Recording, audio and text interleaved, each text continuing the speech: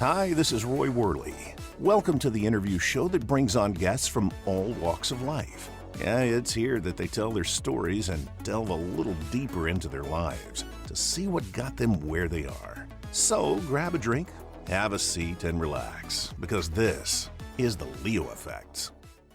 So you finally made a name for yourself. Congratulations! But how do you get your name out to the world? Turn to WorldStar PR. The caring, honest, and invested team at WorldStar PR will give you maximum exposure through podcasts, TV, radio, amazing press releases, and red carpet events. They'll ensure that you are worldwide. Jimmy Starr, entertainment guru, and Eileen Shapiro, rock star journalist, will give you the world. So come join the likes of legendary actor Ron Russell, iconic musicians Scott Page and Fred Schneider, world-class designer Sue Wong, TV personality Mickey Burns, and so many more. Check them out on Facebook or on their website, jimmystarsworld.com/WorldStarPR. WorldStar PR, where the world revolves around you. Hello, ladies and gentlemen. Welcome back to another episode of the Leo Effects. Now, tonight's guest has a lot of just amazing stuff that I want to talk about. It's more of a serious note than I usually do on the show, and that's good sometimes. It's nice to stay grounded a little bit. But I can relate very personally to what he's got going on. But I'd like to introduce my guest for this evening, Mr. Andy Gladstein. How are you, sir? Hi, Ray. How are you tonight? I'm doing very well. You know, things wrapped up to a beautiful day with hanging out with you and talking about a very important topic to get out there. Yeah, we think so.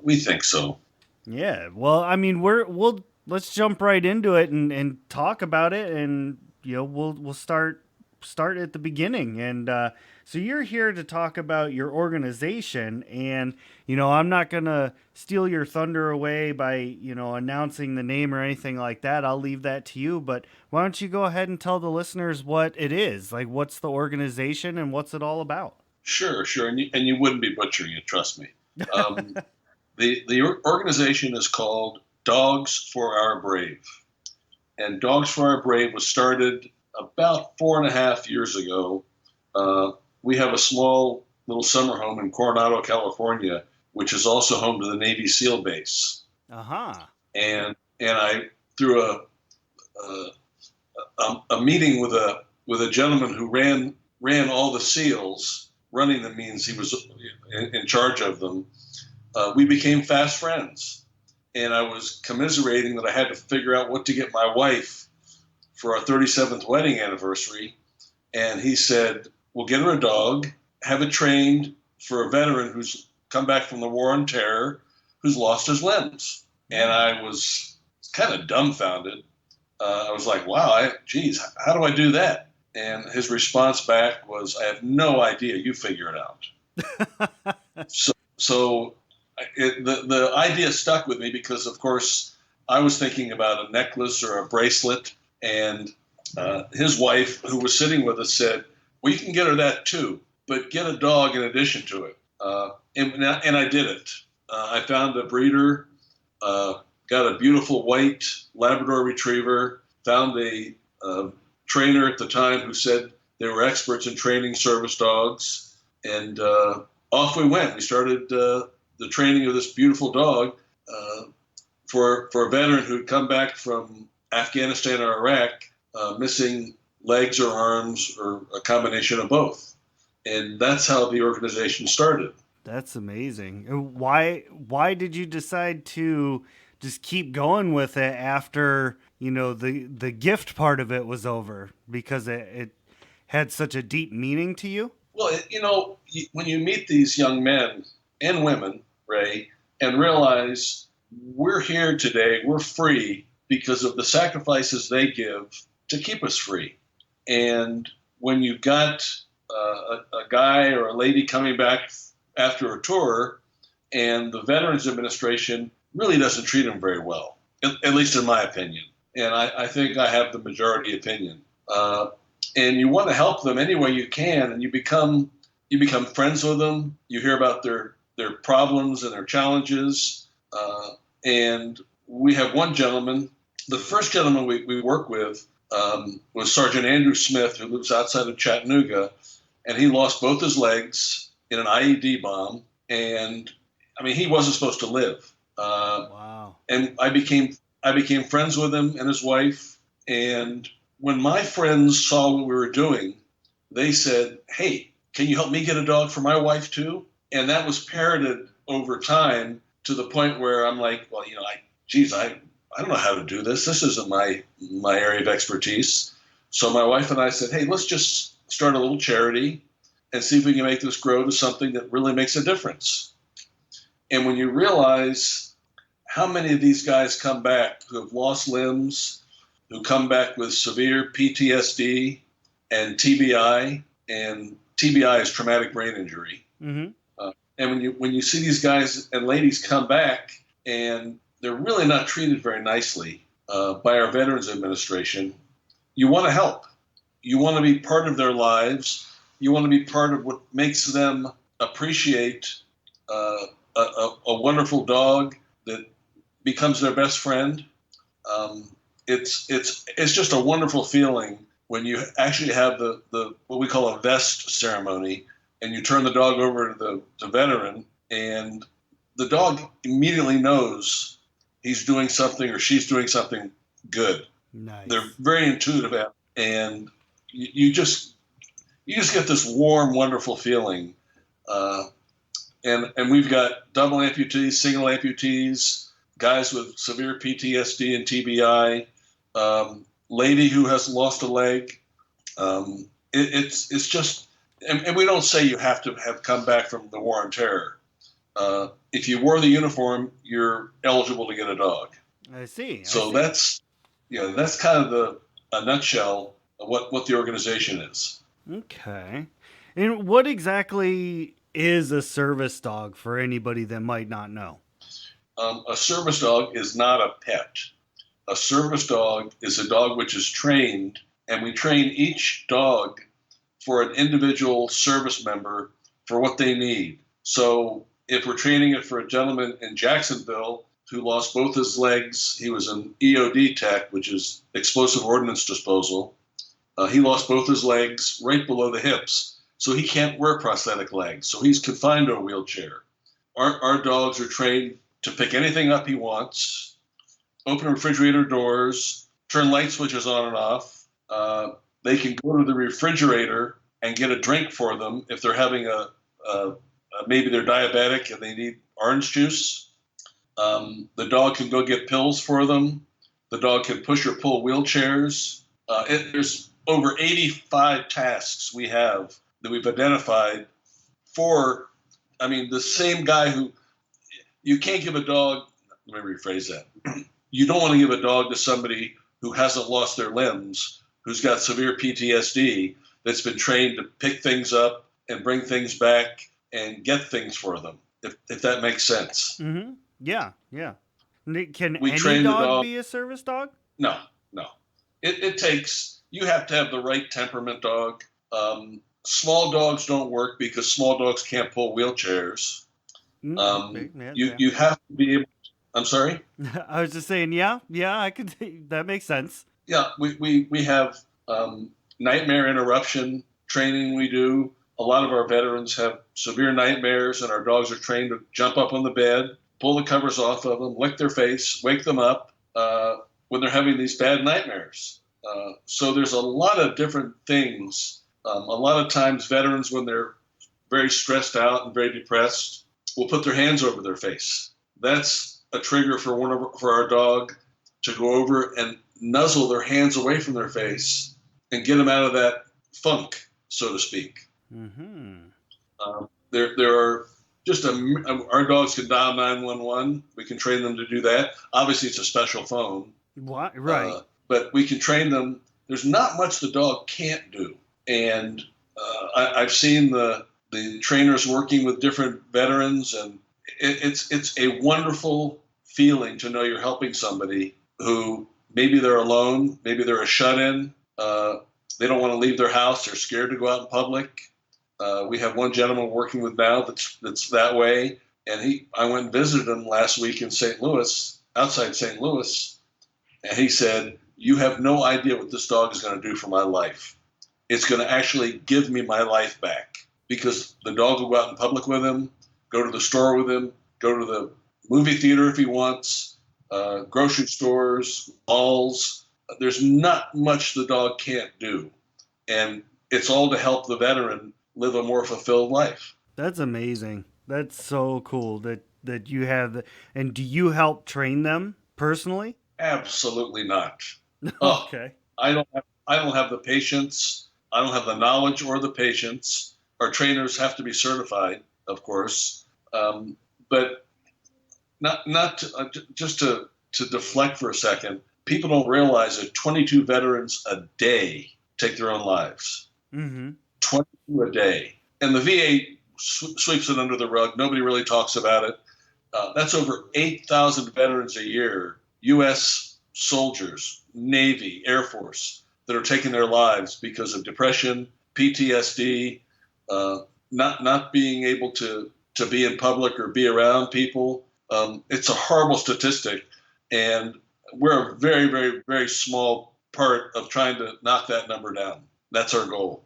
And it's an amazing goal. That's I think that's something that really needs to be kind of highlighted and addressed a little bit more, because you're absolutely right. That is an astronomical number to have taking their life. Like somebody that fought so hard and did so much just to, survive their trials and tribulations just to end their own lives. Well, it's they're very troubled by what they've seen and what they've heard, and we have a veteran, unnamed veteran in the South, who's in line for a dog from us. And by the way, it costs us about $25,000 to train a service dog, and it takes 12 to 18 months to do it.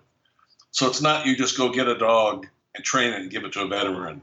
They have to be well trained. Otherwise, you're doing a disservice to the veteran. Mm-hmm. But we have a gentleman, and one of our recipients keeps in touch with a fellow Marine in the South. They've been talking 3 or 4 times a week for 5 years, and one of them has a family of 5. The other one is by himself, and they're always talking. And I was driving from Indianapolis to St. Louis a couple months ago, and the one who is a recipient of ours already, when I call him, he answers the phone right away, or he returns my call pretty quickly. And he didn't, and he texted me, "Can't talk." And I called about half an hour later and said, "Call later." His text was, and I'm like, wow, this is just not like him at all. Turns out the gentleman he was close to, who he'd never met, by the way, Ray, but they're brothers because they're both Marines. They both understand what they're going through. They were having a conversation, and one of them, the one in the South, said, "Hey, brother, thank you for what you've done for me for the last 5 years. Love you." Click, hung the phone up. And the gentleman who has a dog from us knew right away. He goes, "Okay, this is not good." Tried to call back, no answer. Called 911 in his city, in the other gentleman's city. Operator answered. He said, "I think my Marine buddy is going to commit suicide. Please do a welfare check immediately." And somehow they got the police there in under 2 minutes. And they did a 1 knock, no answer, kicked the door in, and the gentleman was hanging.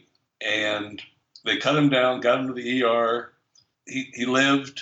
He's obviously in therapy, but he can't wait to get a dog from us because he knows that's going to be a companion that won't judge him, that'll be there by his side 24/7.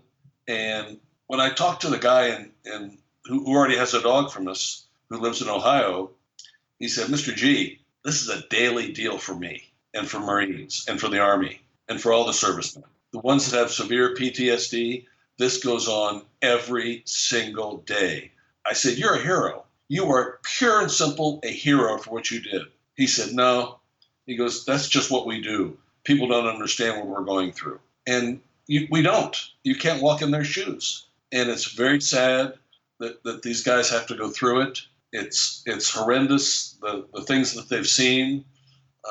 But if you can give them a little bit of hope and give them a service dog, we know a service dog saves lives. Pure and simple. End of discussion.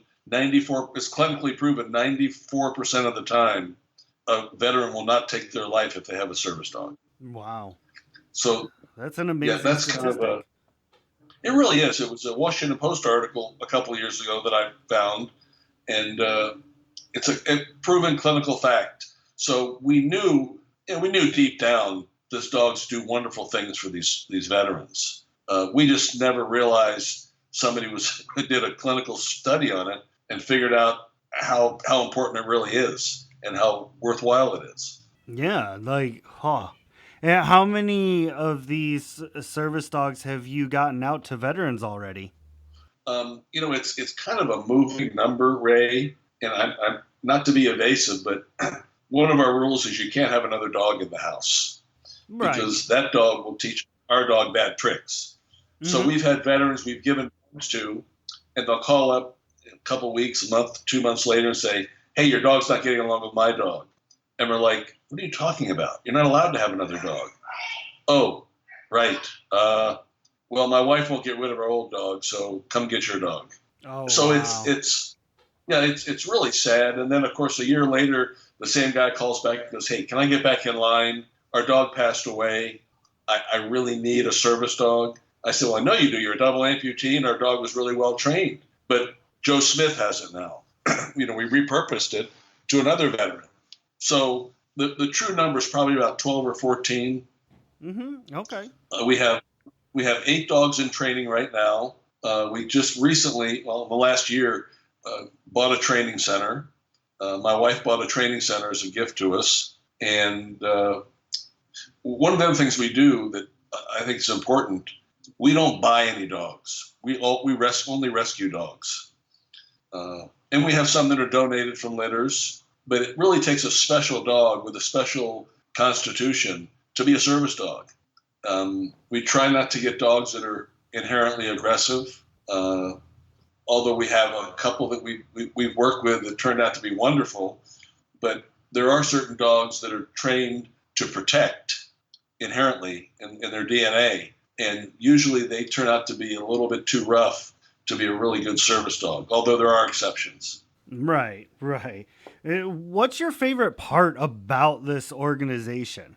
Oh, that's getting to know these guys and knowing what we're doing to help them and having them call me. And, a lot of them, just break down in tears. I would have eaten a bullet if I didn't have your dog.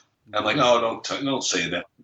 No, I'm serious. I was ready to eat a bullet. And I'm like, wow, just you save lives.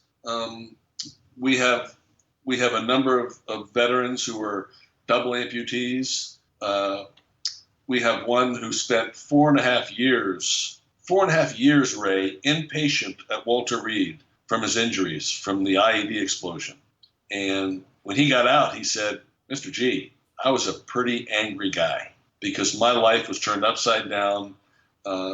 He said, hey, nobody really wants this. And he points to himself sitting in a wheelchair. And how do you respond to that? Of course somebody wants you. There's somebody for everybody. Right. But they get down on themselves. They get very depressed. And the dogs, this one gentleman, he said, every time I raise my voice, my dog comes up and makes me pet her until my voice comes down. We didn't train the dog to do that, by the way. That was instinctive by the dog. Because he knew That's cool. Oh, it's very cool. Oh, it's wonderful. Are you kidding? These guys and these ladies get so attached to these animals. It's just amazing. One of the things that we do that's a little different than any other organization that trains service dogs, and there's some great organizations, by the way, that do wonderful dog training. But we learned early on, you get a guy coming back from the war, whether Afghanistan or Iraq, maybe he has a family, you give him a dog that costs, for all intent and purposes, $25,000 to train, and you kind of slap your hands together and say, okay, here's your dog, good luck. You put the dog and the service person in a really bad position, because if the dog gets sick, what does the guy do? Does he pay rent that month? Because the VA only gives about $3,000 for a 100% disabled veteran, which is ridiculous. So you put them in a position where they're making a decision Do I pay my rent? Take the dog to the vet. Do I put food on the table for my family, or take a sick dog to the vet? So pretty early on, my wife and I realized we'd rather do this quality rather than quantity. So we pay for all the dog's food for life, all their pharmaceuticals, which are flea and tick, heartworm, and I know it doesn't sound like a lot, but it really does add up. Mm-hmm. And all veterinary care. We take care of all of it. So they have no burden whatsoever. That's astounding. It's it's really cool. We really love it. We protect the dog because the dog it's an investment for us in the veteran. Yeah, and absolutely. I don't want to put a veteran in a position of, my dog is really sick, but I can't take it to the vet because I can't afford it. That's not fair. Not fair to the dog or the veteran. So we kind of took that off the table so they wouldn't have to worry about that. And we're really proud of how we did it. You should be. It's absolutely amazing, and it's such a noble cause. I love it. Like, can you let the listeners know, like, maybe is there a website that they can go to find out more information, or like how does one contact the organization itself? Well, if you're a veteran and you need a dog, we have a form you fill out, and all the veterans know if you go through the VA, it's about 15 inches thick. Ours is about 2 pages long, and it's very simple if you're looking for a dog. If you would like to donate or get involved, it's dogs4ourbrave.com. It's FOR, dogs for, not the number 4, but dogs for our brave, OUR. And everything we do is 100% of the money goes towards training dogs and paying for the trainers. Absolutely 100%. We don't have any CEOs or CFOs or, we're not having a lot of parties based on how much money we raise. Gotcha. Which unfortunately some organizations have had. Yeah. Well, I mean, that's so great. Are you on like the different social medias? Are you on Facebook or Twitter or anything like that? We are definitely on Facebook. Okay. And we would love people to go on our Facebook page and like us. I did have a talk about a year ago with a certain unnamed bank that wanted to get involved with us, and they said, "Oh wait, you don't have enough Facebook followers. We can't give you any money." Wow. I was like, "Is this what this is about? How many followers we have? We're doing the right thing." So, it unfortunately, that's the way of the world now. How many Facebook followers you have, or how many Twitter followers you have, or Instagram followers. With a couple of the different platforms, from what I understand, Ray, you have to have almost somebody sitting there 24/7 responding. Right. That's very true. And we can't do that. I'm not going to spend the money to do that. We have an executive director who does a wonderful job filling grants out and taking care of the facility. We have a great head trainer.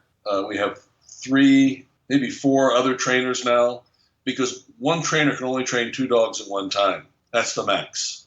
Gotcha. So you need a lot of trainers. I figured out, how can I get 8,000 dogs a year out the door? And I did the math, and it was only $300 million.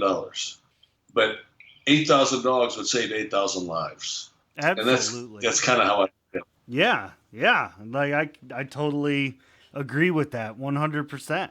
But I'm going to put the links in the description of the podcast episode. That way the listeners can just click on the links and they can get over to Facebook to hopefully get you the likes. And, they can, if they need a service companion, if they need, someone to take care of them as well as them taking care of the companion, it's a symbiotic relationship. They can fill out the form and contact you.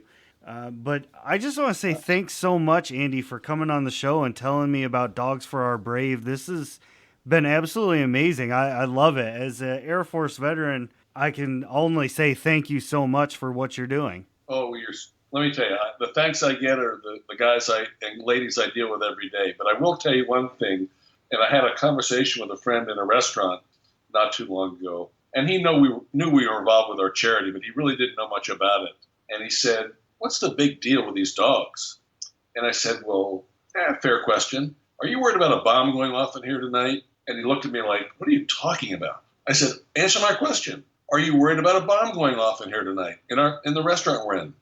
He said, of course not. It doesn't happen here. Oh, really? Why not? And he got a little bit quiet. I said, it doesn't happen because we have these men and women who are heroes over in other countries keeping the bad guys from coming here. And when they come back and they've been hurt, we don't take care of them very well. And that's our job at Dogs for Our Brave, is to help them get back into society and be a part of society, because we don't worry about where we go out for dinner now. Other people in other countries, whether it's France, Belgium, Thailand, bombs are going off all the time in different cafes and restaurants and everywhere. We don't worry about that because we have heroes that protect us from that, and we need to take care of them. Absolutely. That's it. Couldn't be said any better. But as the show draws to our last minute here, again, I want to say thank you for coming on and talking to me today. It's been a pleasure. Ray, thank you for having me. Thank you for letting us get the word out. And dogsforourbrave.com, if anybody wants to donate, that's the only way we can get more dogs to veterans is to get more money in. And that's, of course, very difficult nowadays. Yes, it is. That is true. So make sure, listeners out there, click on the links, donate, help support. I mean, there's many ways that you can help out. Just go to the sites, check these things out, get over to Facebook. All the links are in the podcast description, so check it out, please. Thank you all very much for listening, and we'll see you all next time. Oh, now that was an awesome interview. Thanks so much for listening. You all are so great. And don't forget to head to Facebook, Insta, and Twitter and follow The Leo Effects. If you want to hear some comedy and ridiculous voices, check out Shattered Dungeons on YouTube and all other places podcasts can be heard. And you'll hear me voicing crazy characters, usually pretty terribly. So thank you so much. You all are the absolute best. And we will see you all on the next episode.